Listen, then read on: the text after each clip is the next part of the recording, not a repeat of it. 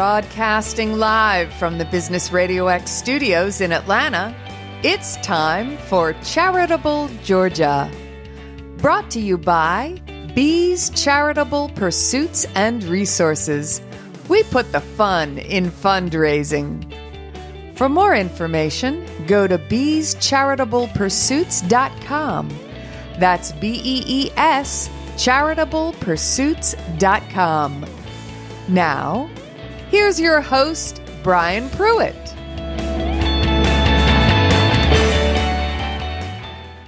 Good. Fabulous Friday. It's another Fabulous Friday. And if this is your first time listening to Charitable Georgia, welcome. This is all about positive things happening in the community. And we've got two fabulous guests this morning. We were supposed to have three, but one of them is stuck in Chicago. So, Walter, we'll get you on when you get back, buddy. All right. I'm excited about this morning because this doesn't usually happen. We have a little small community and, we are all Seventh-Day Adventist, which is kind of cool that we are all in a room together. So it's kind of interesting how God works on that. So, our first guest this morning is a friend of mine from my church, Lindsay Esterline. Welcome this morning.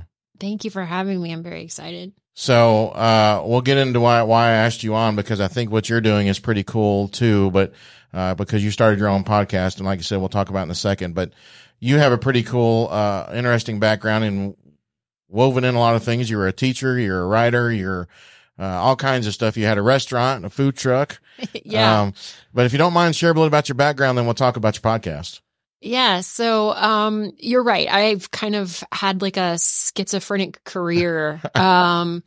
It's like I never grew up and never decided what I really wanted to do. But I've been in a little bit of everything, and I have to believe that that's because, God has a very unique plan for me and what I'm supposed to be doing right now.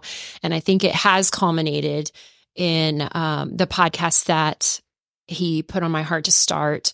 And so, I started off in college going for a degree in advertising, and then never used it. And then decided I wanted to be a teacher, and, got a master's degree in education.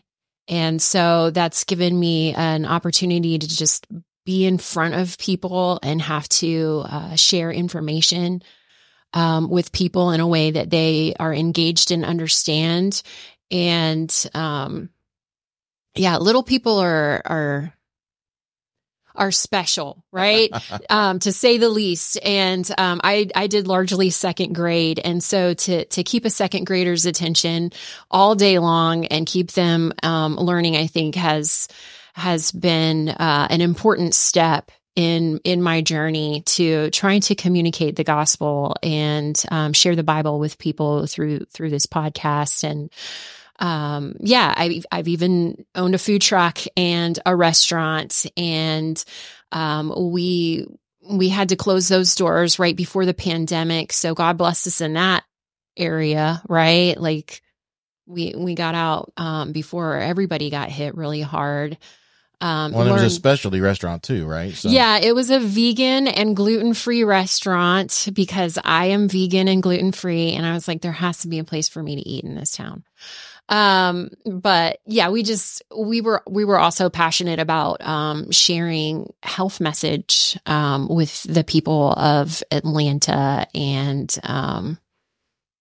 restaurant business is just a really hard business to break through, especially when you're going to be super niche like that. But yeah, we eventually saw that door closing, and then, like I said, the pandemic hit. And my husband ran across an advertisement, for our church conference looking for writers. And, like I said, my background originally starting out in advertising was supposed to be a copywriter.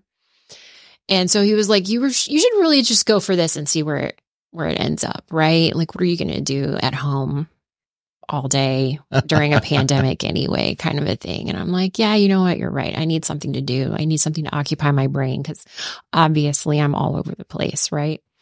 So yeah, I went through the process of application to be a writer for our church and got the job, got it, narrowed all the way down out of hundreds of people. got to be on that call list and have just been working as a freelance writer ever since. And then because of that experience, just writing for Adventist.org and other entities of our church like Hope Channel, I just, realized that there was a need for like helping people in a very practical way. Like we put a lot of resources out there, even just other Christian churches put a lot of resources out there for reading about the Bible or having a devotional, but they don't really give you any practical steps on how to study the Bible for yourself, right? Devotional life is very important. Right? We need to spend time daily in the Word, and sometimes we only have 5 minutes to get through that because life is crazy. But I really, truly believe that we need to set aside some time on a regular basis to dig a little deeper. So we'll talk about more of the podcast in just a second. But for those people who are listening who may not know about the Seventh-Day Adventist faith and belief, can you talk a little bit about that? And then also you mentioned the Hope Channel, and people may not know what that is either. So can you share a little bit about each one of those? Absolutely. So the Seventh-Day Adventist Church is a Protestant Christian denomination. We believe in Jesus. So we have a lot of faith and fundamentals in common with the Baptists and all of those things, but we do diverge in a couple of different areas. And one of those obviously being the seventh day Sabbath, right? It's right there in the name. We believe that the fourth commandment is very explicit about what day we should be worshiping and setting aside that time on a weekly basis to spend with the Lord, reconnecting with Him, just resting in the assurance of salvation and just actually having a physical rest from the grind, right?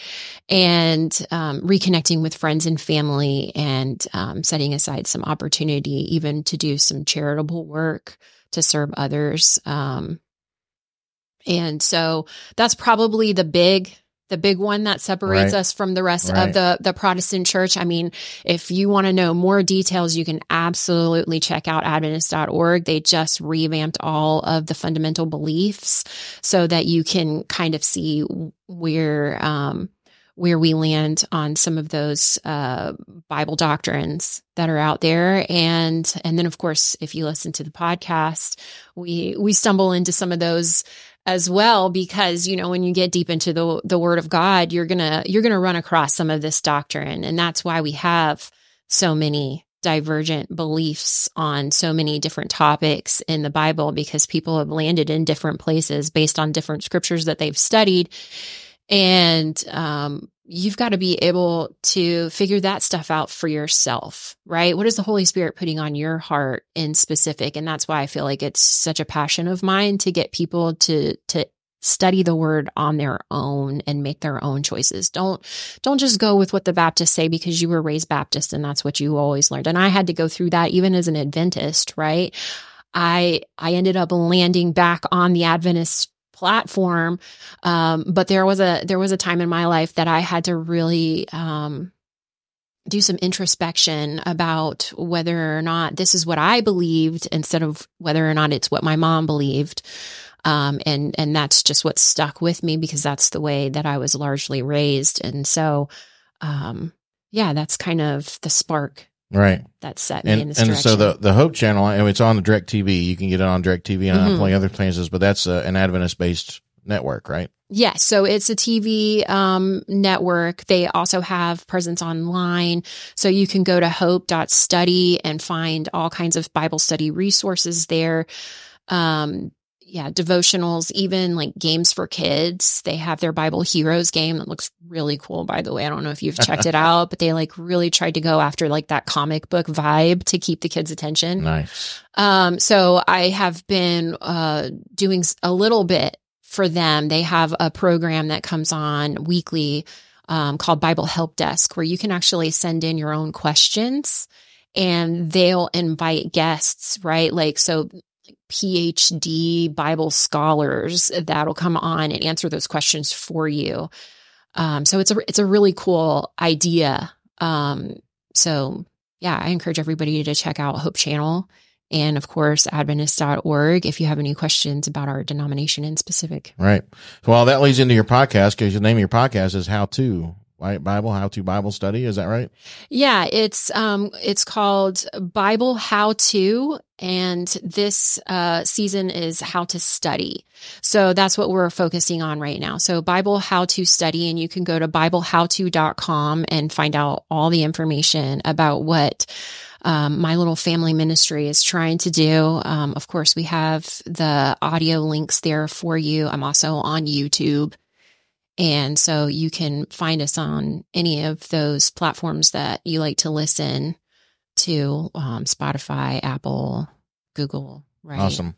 Yeah, I encourage you guys to go listen because one of the things is it's not just you talking. You do bring guests on too that I've noticed in some of the episodes, and the people that can, share their experiences and ask questions and that kind of stuff. So I think it's really cool. So a couple of questions for you.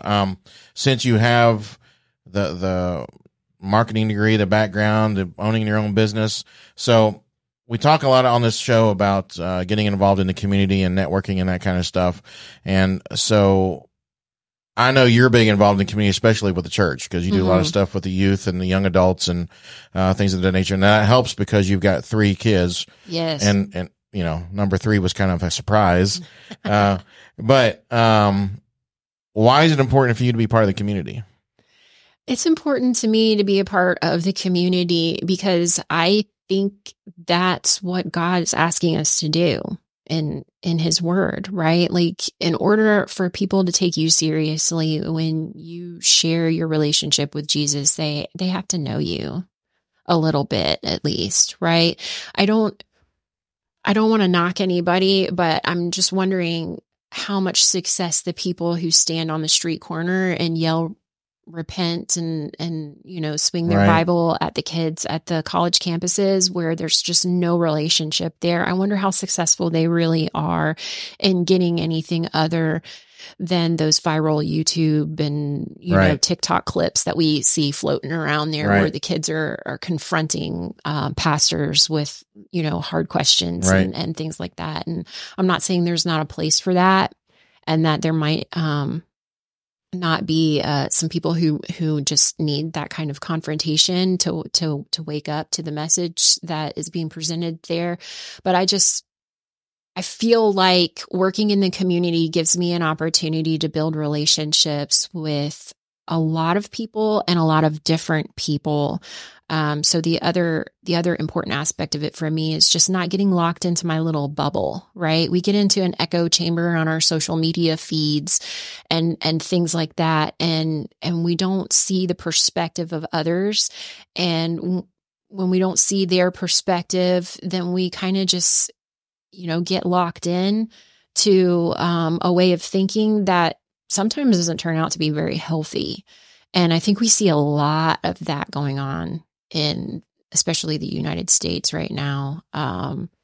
And so I'm also just a very outgoing and gregarious person. So I just really like being out there. I feel like the young people minister to me more than I minister to them because I just really enjoy being with them. And, I'm just really excited that they let this middle-aged lady hang out with them.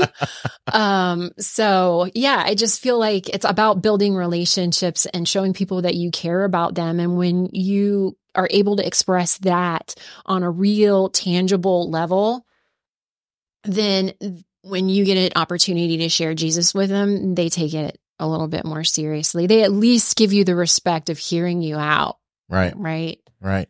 Well, and you talk about relationship building, and that's what I believe fully about the networking aspect of it too, because you got to build those relationships, and let people know, and don't make it about yourself. You want to learn all about the other person. So, obviously right now you're not able to do this because you got the little one still at home and, you work from home and all that stuff too. But have you had an opportunity in the past to do any networking with any other of your businesses or jobs or anything like that?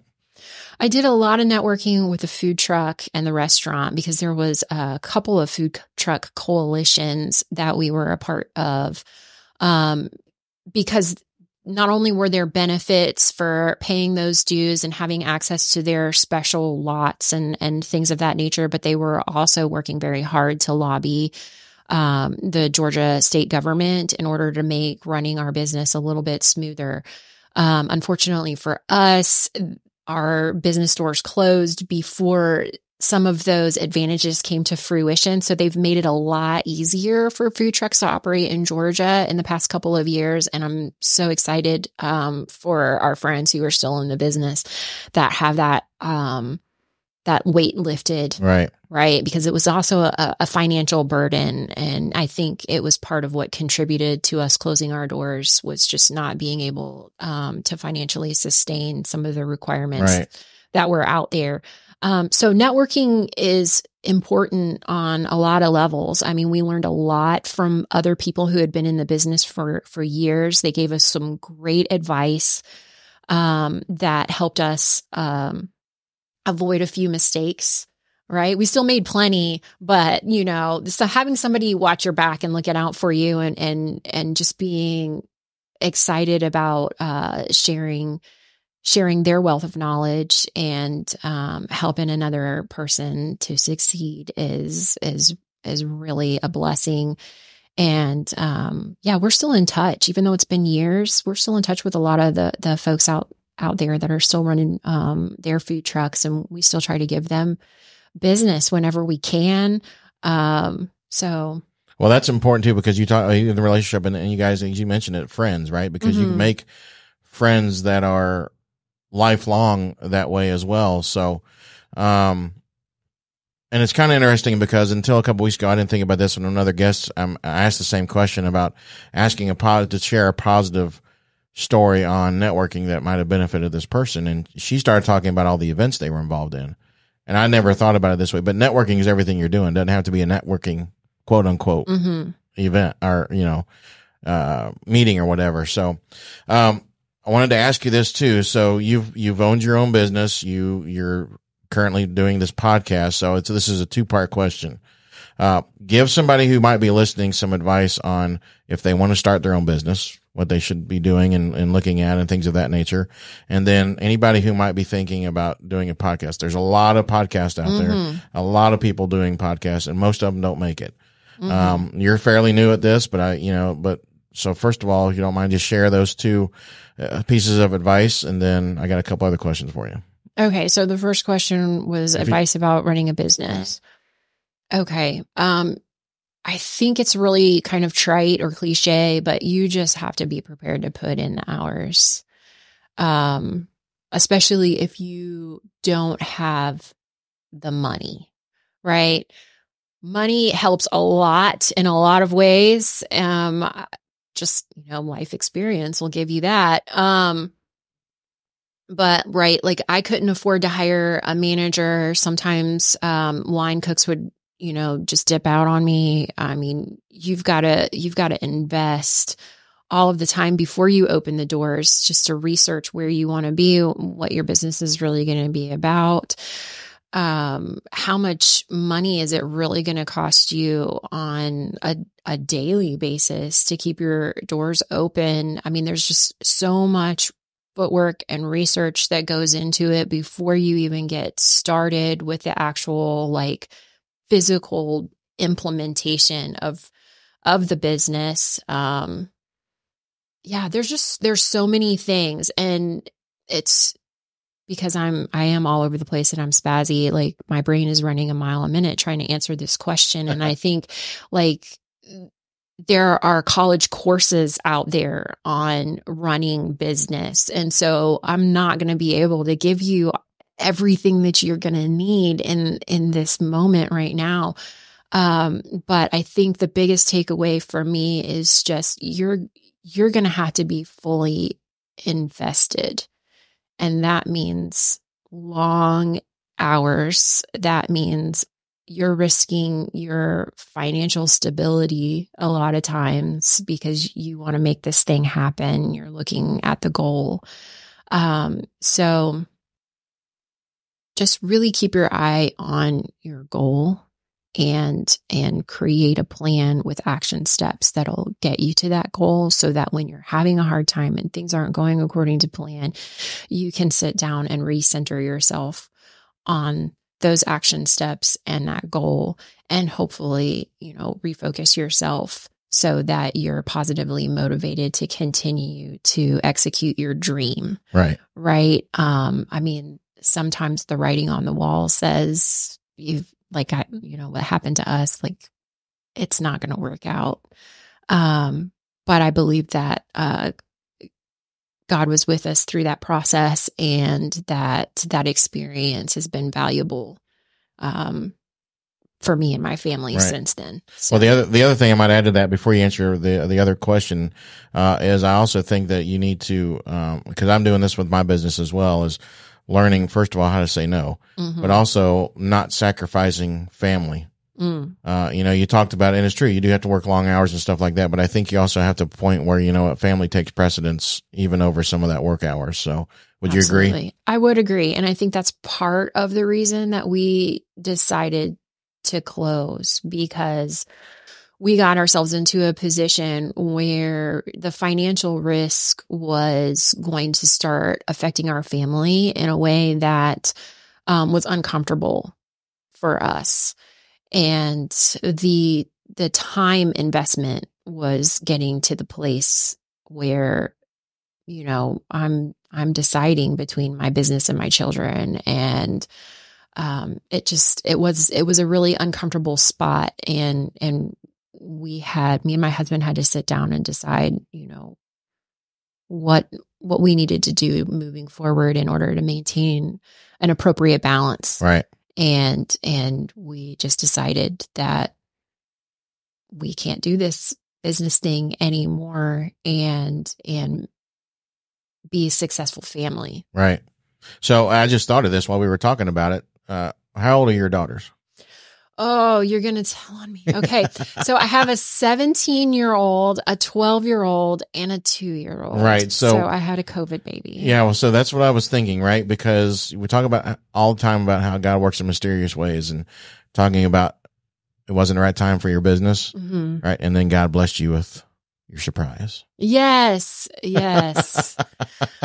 Oh my goodness. She is such a blessing, but sometimes I just wonder about God's sense of humor, right? I don't recommend having a baby in your 40s, but it's what happened. Right. And, well, if God wants it to happen, he's going to make it happen. Oh, yeah. Right? So. Yeah. I mean, we made efforts to avoid this from happening, and he worked around that because she was meant to be here. There you go. All right, so let's go back to that other question about people. Again, there's all kinds of podcasts out there, and people they want to talk. It doesn't matter what they want to talk about, so they start podcasts. So if somebody's thinking about, again, you're new into this, because it's what, month, 2 months? Yeah, we launched in October, and I've never done any kind of podcasting before this. So, I mean, I guess I'm a testament to how God is going to put something on your heart and then equip you to do it. So if somebody's listening and thinking about starting a podcast, what are some things? I mean, obviously people are out there and they do it as a hobby and they don't make any money. And most people try to make some money on this kind of thing. So what advice would you give on that? So I started out with a book. It was called Making Noise, I believe. I didn't look at it before I left the house, so I don't remember the name of the author. But he was the author of this particular book, was experienced in the radio business and the podcasting business for many, many years, working like New York and had a lot of success. And so there's a ton of very good advice in there about content, for sure. So you've got to know what you're going to talk about, because people are going to be looking for a very specific topic, right? I don't know too many podcasts that are out there that are just like, we're just going to talk about whatever we feel like it today, so people are looking for niche material when they're looking for a podcast. And so you've got to know what your material is going to be. And then you've got to know whether or not you want to be the guy talking into the microphone all by yourself, or whether or not you're going to invite guests and what that means, right? As far as setting up schedules and who do you want to talk to and why do you want to talk to them? So I think finding your niche or your niche, however you want to pronounce that, is super important because you're going to build the rest from that idea out, right? What is my podcast really going to look like? Because this is what I want to communicate to the world right now.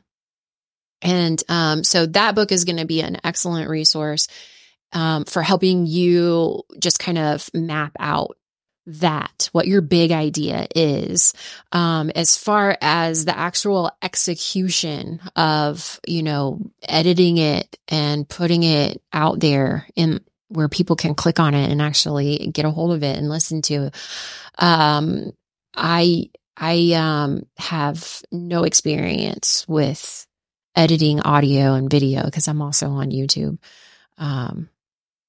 So that is that's an expense for me because I don't have the actual technical knowledge to do that. So that's the other aspect of starting a podcast. Like, are you trying to do this on the cheap and free and you don't care if it's a little bit messy because you don't have the technical skills to make it a little bit smoother for your listeners?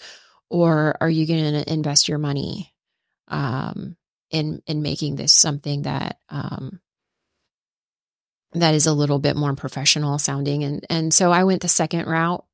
And like I said, this is a family ministry so far. I have not been picked up by a larger entity. I'm really hoping that happens pretty soon so that I can make any donations tax deductible for folks out there.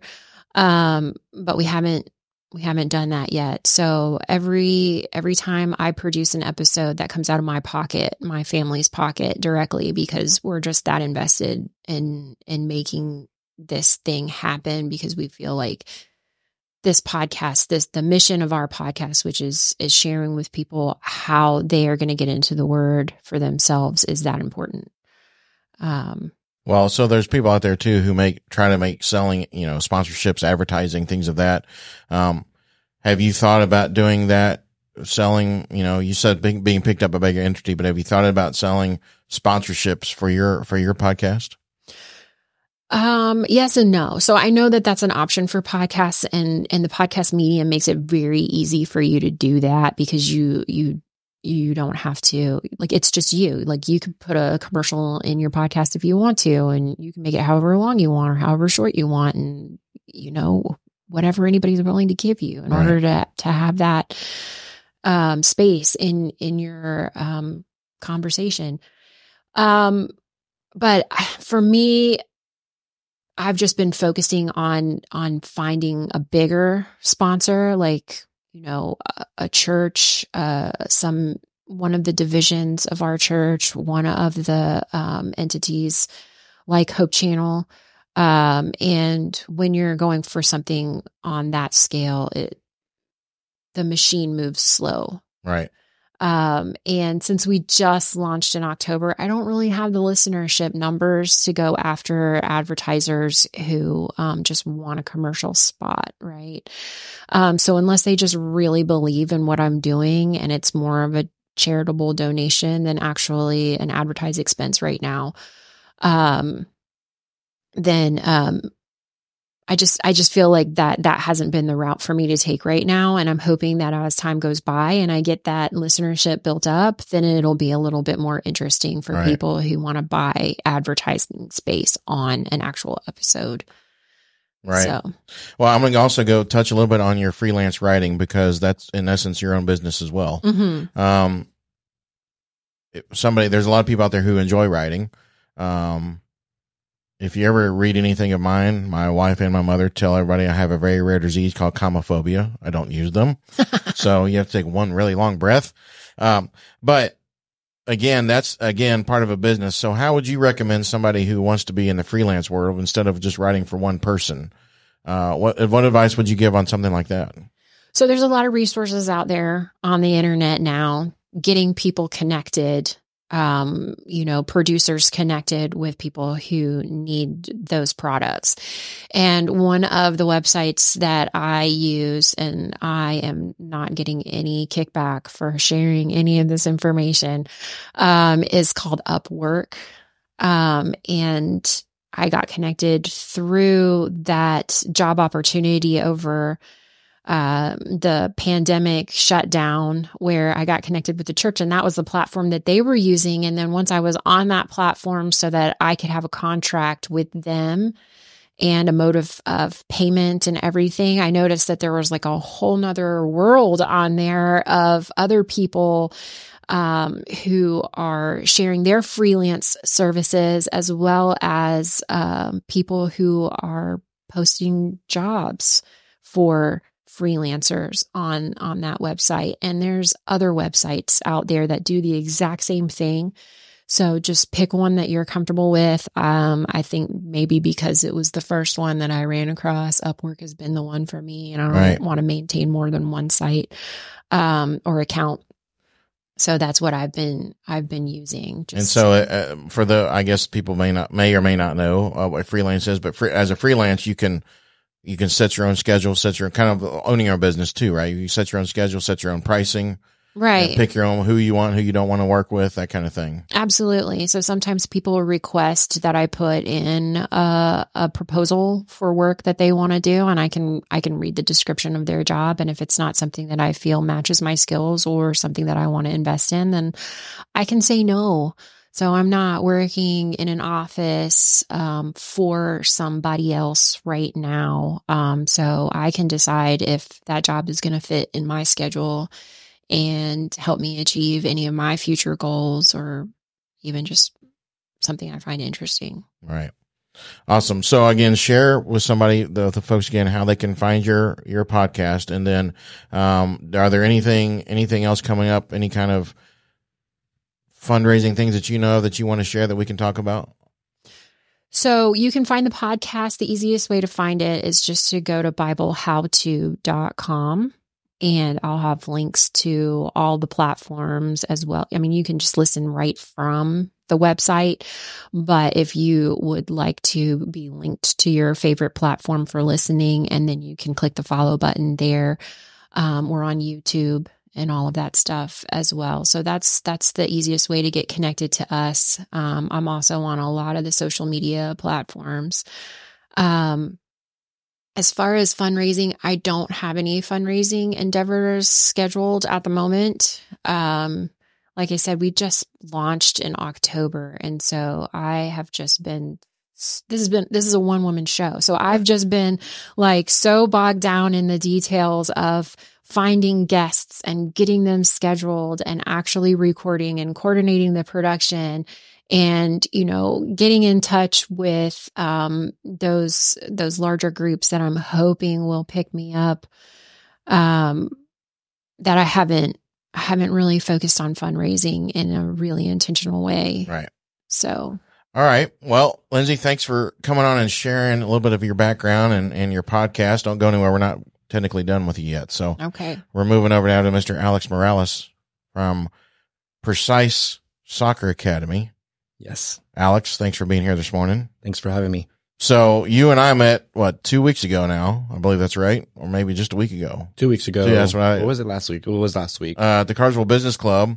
And then I invited you Thursday to another group. And that's when I found out you're also an Adventist, which is kind of cool. So again, it's kind of cool how God works. But, you have started a business in training, youth, in soccer.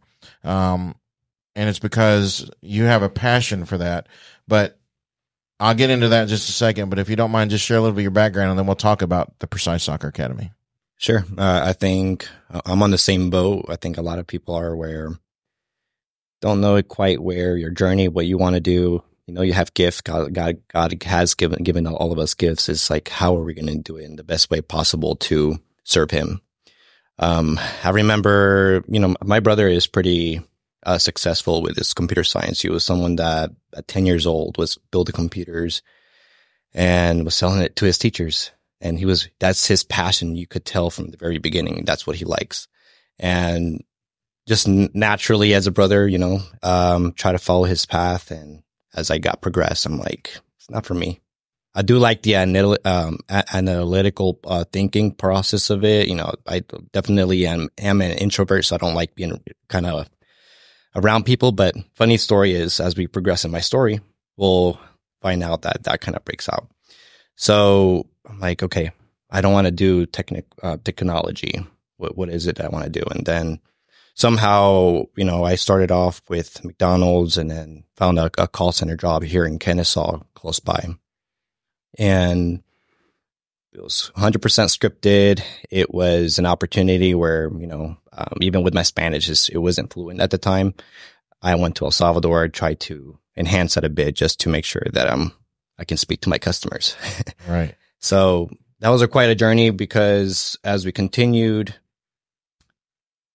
I was almost hanging on a cliff because the way I was handling the calls, I knew the knowledge. I have the knowledge. I just didn't have the confidence to be able to deliver that to the customers. And what that means, if a customer sniffs one lack of confidence, they're going to say, give me my money. I know there's a way to get a nickel out of you during the call, which during that time, you know, all call centers have processes. So it's not like the call center representative can go out the way and be like, here you go. They do have like for some of the clients I've worked with, they have a process where it's like 1 month, 3 months, 6 months, and then go ahead and escalate. There's nothing else we can do. And that's process for each client. Each company has its own process.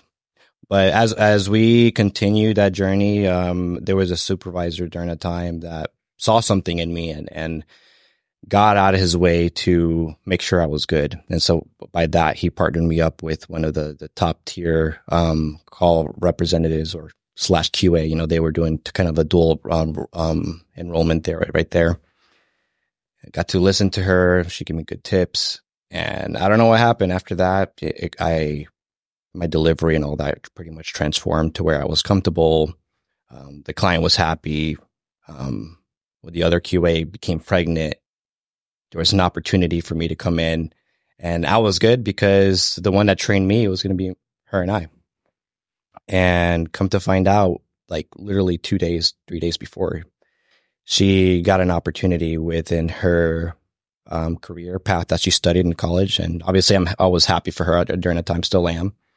But I was freaking out because it was just going to be me.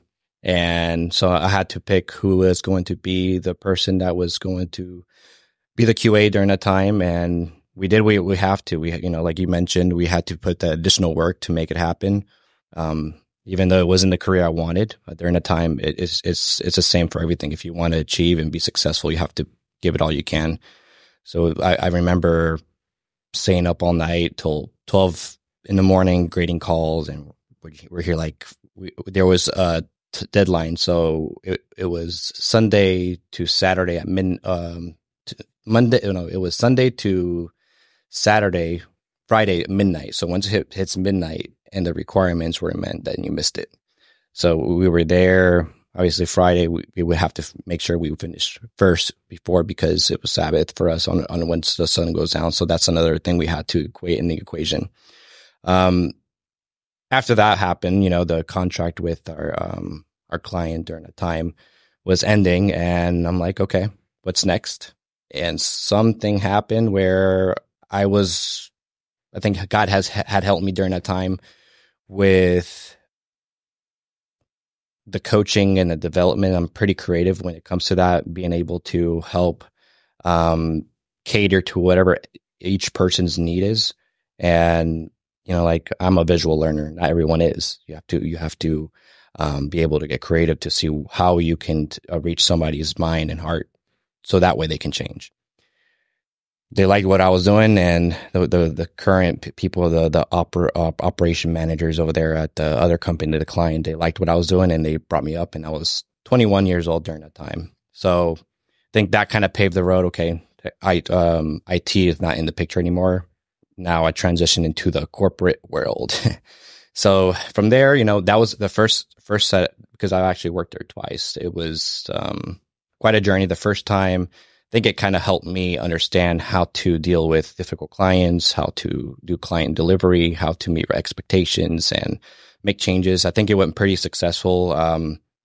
I think I did have that problem that you mentioned, Brian, with saying no. Mm-hmm. And that kind of just overruled me during that time. And I just had to make a executive decision of what's best for me, which was my health and my future wife, and just doing what's best during that time. And so after I left there, I actually went to something completely different, a warehouse. And from there, that's where I discovered my passion for soccer coaching. I was coaching because my brother-in-law, he's a lot younger than I am. He was at an elementary school, which is kind of combined with the middle school for the Coble elementary school over there in Calhoun, Georgia. So they asked me, hey, do you want to help out? And I did. And I didn't think anything about it. Just, hey, just let me just help these kids out. And literally, one of the parents came up to me. They were like, hey, can you coach my kid? I'll pay you. I'm like, you don't have to pay me. I didn't think about it like that. I just want to help. And when I think a couple sessions after that passed, they were like, you really should look into doing this full time. This could be your career. So I think it's funny how sometimes people see the passion in us without us seeing it within ourselves. Yep. Yeah. So just kind of wrapping up that journey with the corporate world, due to financial challenges of me trying to get a house during the time, I had to find something that obviously paid more. So I went back to the corporate world for a couple of years. Just recently left this year, actually. And I think if I were to label like what did I learn from this time, is my confidence, the confidence that I didn't have the first time. So that definitely has changed. That confidence has given me the courage to say no when I needed to.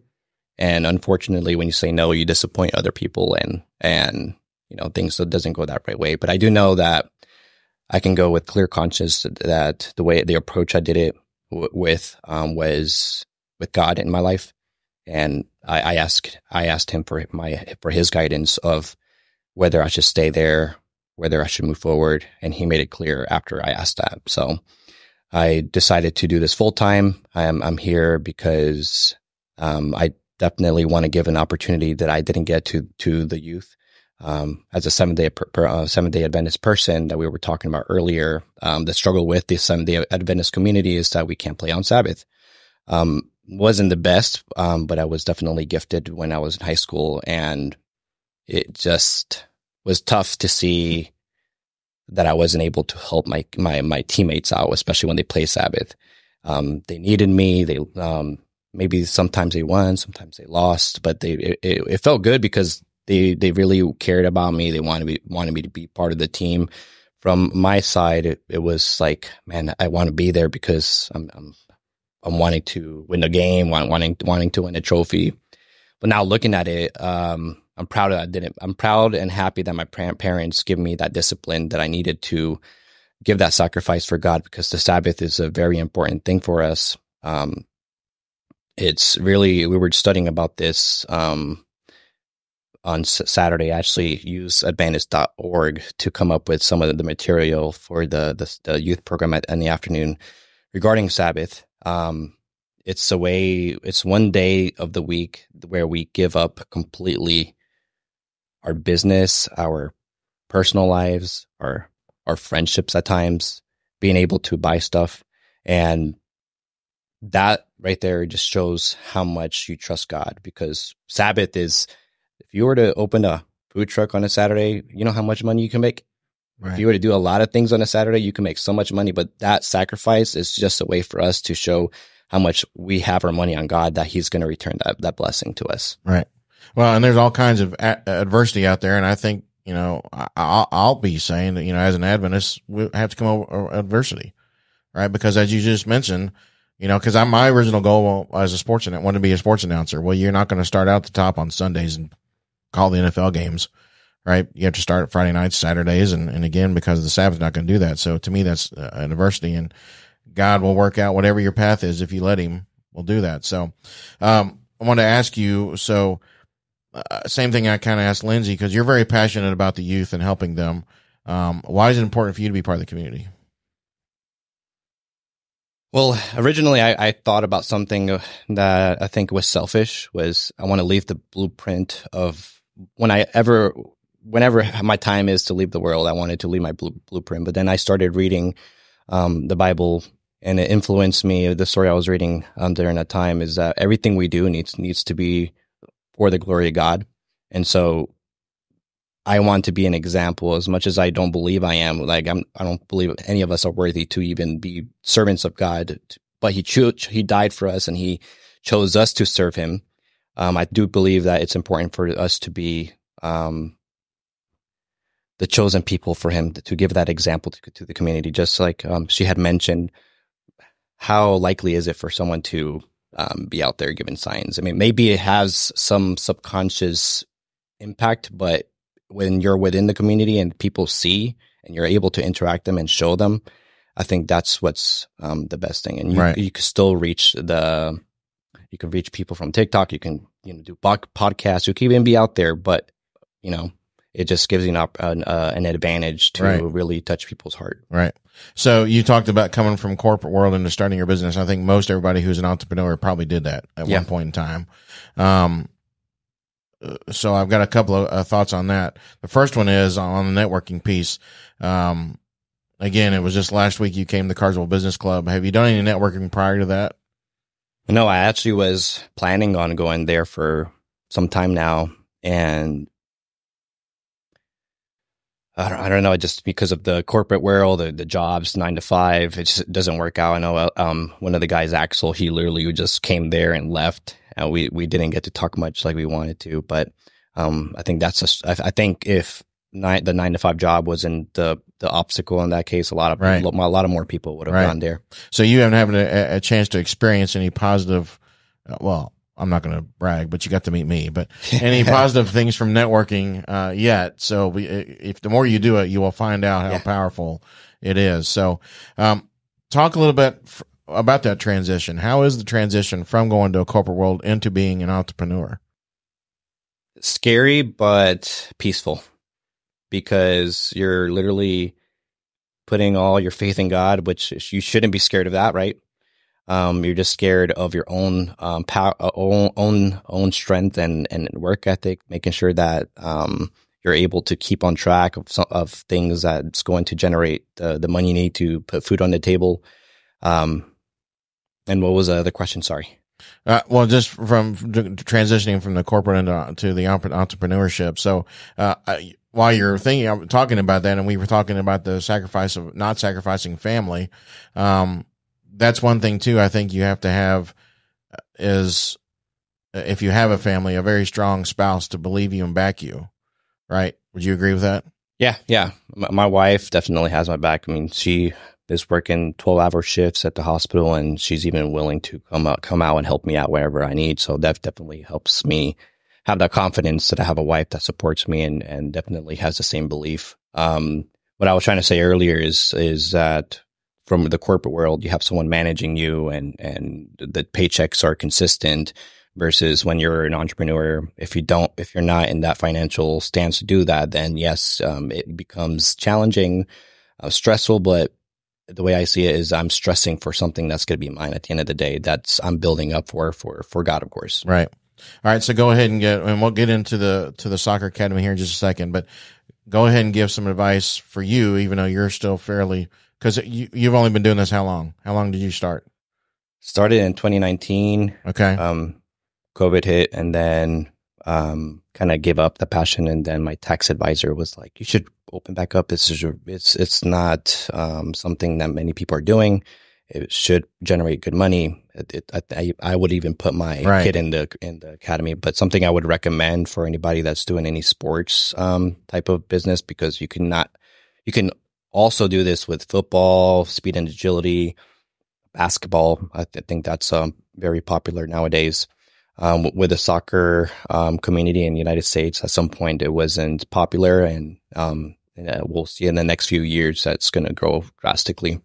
But the advice I would give is just come up with a business plan, do some research. There's actually some resources from some guy named Ben Neighbors that I used. He actually teaches you. It's a course that he has. He has different options, whether it's like a community based or a personal based kind of course training that he went through the process, and he's a pretty good resource to do that.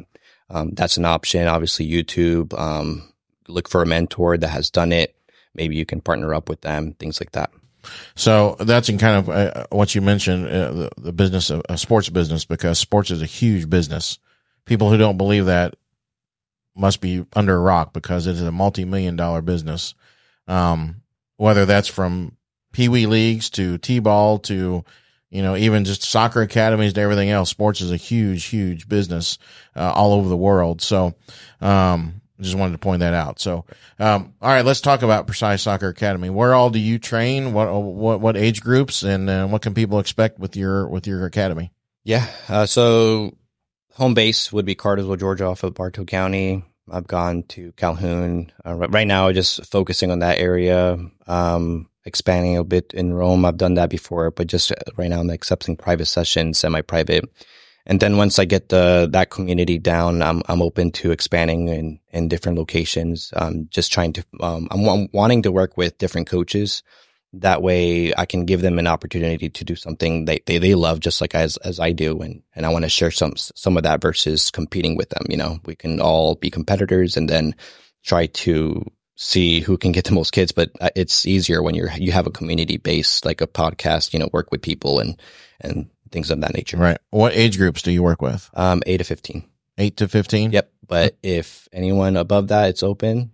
I'm definitely open to that. I do like the personal training. So at some point, college students, I do like coaching the more advanced skill set. But I know that the parents will be willing to invest within the ages of 8 to 15. Unfortunately, once you reach the high school, you think you know it all, and that's the thing. If you're someone that's not known to the community, then it's more likely than that some of those students won't trust you. Right. So take us through a typical, I guess, maybe a day for maybe a parent that's listening about what to expect for their child in your academy. What's a typical day look like? From a training session? Yeah. So a training session, I do a customized training session where we focus from the very beginning, 10 to 15 minutes of agility. And sometimes I'll combine that with ball mastery, where agility is known for you to work on the footwork, the eye coordination, your foot coordination, so you don't get injured. You know how to cut side to side to trick somebody, juke somebody, basically. I try to incorporate the agility speed with the ball mastery because they go hand in hand. Then we'll transition into like 15, 20 minutes of passing drills. Sometimes I'll switch it up. Recently I've added like a special section where it works on cognitive reaction, where you can have a player facing against you, and we're not facing face to face. Their back is facing the person with the tennis ball. So I will give them like a verbal cue, go, or clap your hand, then throw the tennis ball at the same time to see if they can react and get it. So we're trying to build athletes not just with one area. We're trying to build them all together because they can be good with the ball mastery and passing, but if they're not good with everything else, with running and the agility, then we do see that that's a struggle for the youth. Do you have any camps or programs coming up you want to share? In February, actually, yesterday I spent the whole day. Well, I was spending the day with my wife. Yesterday, I think Thursdays for now would be like my rest day where I can have that day with my wife. Planned the whole year for the next year already. I'm done with Awesome. that. Working on building the calendar so I can give it to my customers already. But the most upcoming one, it will be in February 19th to the 20th. It will be a 2-day clinic. And where will that take place? The location is to be determined, but most likely it will be at Georgia Highlands in Cartersville. Okay. Are there opportunities for businesses to help support your soccer academy? And if so, how can they do that? Yeah. So actually I offer some sponsorship packages where depending on the tier of the package, you're going to be on the uniforms, which we already got those covered, but we do have other ones such as bronze, silver, gold that they can purchase, and it offers a pretty good value to it. We try to target their marketing to our clients. And, when we have the special events, we find that we reach out new faces because it's something quick, it's something they don't have to commit to, very cheap. And I try to make sure that the top one I would say would be the social media and newsletter marketing. So when I first started, I started off with 3 emails, 3 contacts. Now I'm almost up to 300 this year. So it'll be direct resource for them to interact with my community. Okay. Go ahead and share with somebody who might be listening who wants to get to talk about for that or to talk about your services for their kid. How can somebody get a hold of you? How they would get a hold of me? They can reach out to my personal number at 678-956-3174, or they can reach out on my Facebook or Instagram. Instagram would probably be the preferable way, which would be Instagram.com /Precise Soccer Academy. And you have a website? Yep. It'll be PreciseSoccerAcademy.com. Okay. And I'm going to open a can of worms here because I think this is just my opinion, but since you work with 8 to 15-year-olds, you're right in this way for the high schools, even though they're kind of early. But the NIL, everybody knows what the NIL is, right? Name, image, likeness that they've gone through, and the college kids can now accept money. Before that, well, it just passed in Georgia, the state of Georgia. The high school kids can now accept money for their NIL, for the name, image, likeness. And to me, that kind of takes away the passion and the love of the game. And even in college level, I think it's kind of ruining that. And again, that's just my opinion. So everybody out there to get mad at me, you just get mad at B for that. But working with high school kids, what are your thoughts on NIL, especially for the state of Georgia and high school kids now being able to accept money for that? I do agree that it can mess up the way they're thinking. They could play. I mean, you'll probably have more kids trying to play sports now because trying to get money and money can definitely sour the heart. So, just the intention. I think it just really depends on the person. If they know, that money is just an item and not something that will, make a huge impact. I think that would be ideal, but not everyone's like that. Like, I'm trying to picture myself at that age. I would just be like, yeah, I'm going to score goals so I could get more money. Right. I'm doing it just for that. I'm not doing anything for anything else. I think it's an easy way out kind of thing. Right.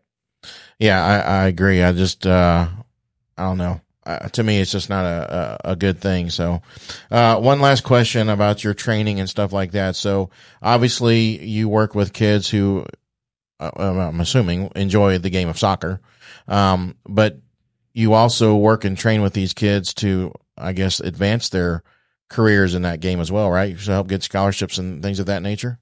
Yes. My first student will be getting, she actually got offered from Shorter University and got accepted. And she, even accepted it. She had 3 offers come in, and then she accepted Shorter University. Awesome. She actually was very kind and even invited me to the signing. So I'm looking forward to that. I'm going to celebrate with her by inviting her and her mother out to dinner to, formally congratulate her. But yeah, the idea is I want to build them up so they can at least get to the college level. That way, their parents don't have to worry about the bill. I think that's something that didn't favor in my life because my parents are immigrants. They do obviously have the documents now to work, but I didn't. They were always working, so I didn't have that support, and money was tight, so I didn't get that opportunity. I would have to just kind of just like right now. I would have had to taken that leap of faith, which I feel more comfortable doing now versus before to be successful. So it's just giving them an opportunity to do that, man. If they do go pro, cool. It's not my goal. My goal is to get them free tuition. There you go. That's awesome. Congratulations, by the way, on that student. That's really cool. All right. As we wrap this up, what I like to do is always have my guests share something positive, whether it's a quote, a word, a nugget, some kind of a piece of advice to live today, what's left of 2023 and beyond with. So, Lindsay, what do you got? Oh, man. I wish you would have told me beforehand. That's why I told you to listen to back episodes. It's the same question. I'm sorry. I spaz. If you have one, go ahead. Yeah, go ahead.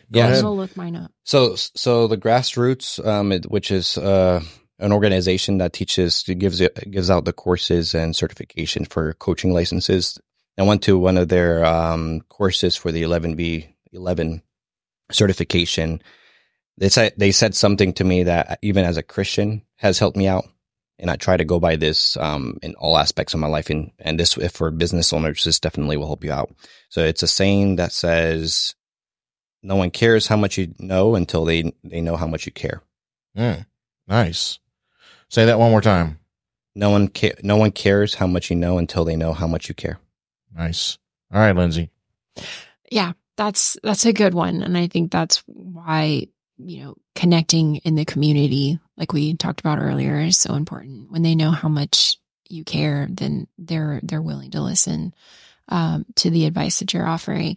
So I wanted to find this Bible verse because it's been jumping out of the page at me lately. And I'm actually going to post a whole blog around it. Nice.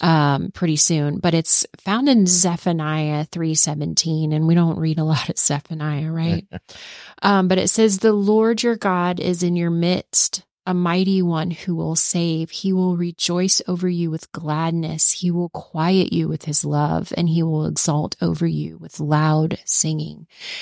And I mean, some of this stuff that's in this verse is the stuff that as Christians, we all know this stuff, right? He's going to save us, and he's going to give us peace.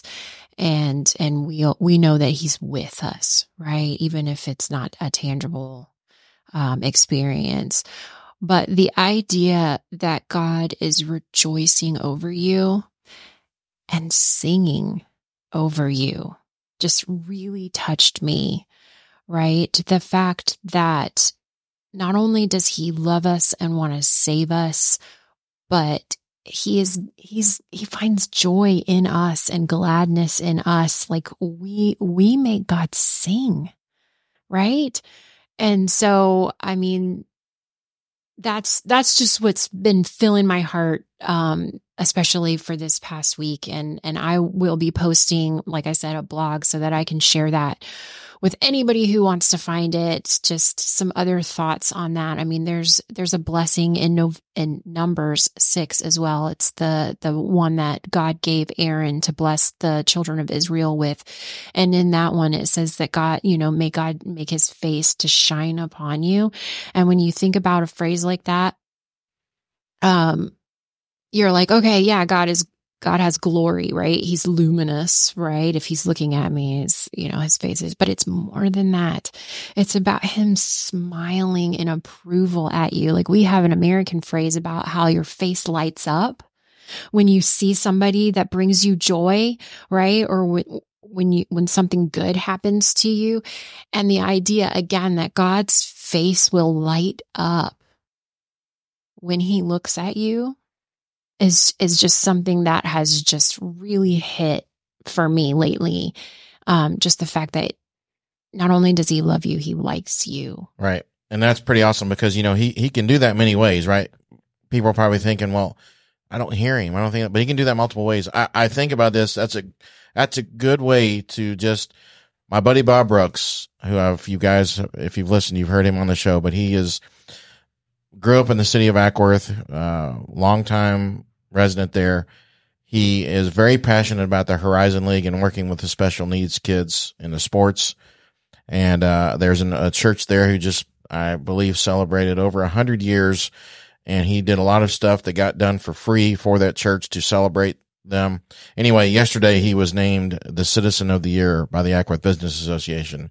And I think that's because God was smiling and absolutely, things of that nature. So awesome. The other thing that I like to do is the thank you as a lost art these days. So Lindsay, thank you for what you're doing for everybody in general who just wants to learn more and have a deeper relationship with God from your podcast. Alex, thanks for what you're doing with the youth and the kids and trying to get their passion as far as the soccer. And everybody out there, let's remember, let's be positive, let's be charitable.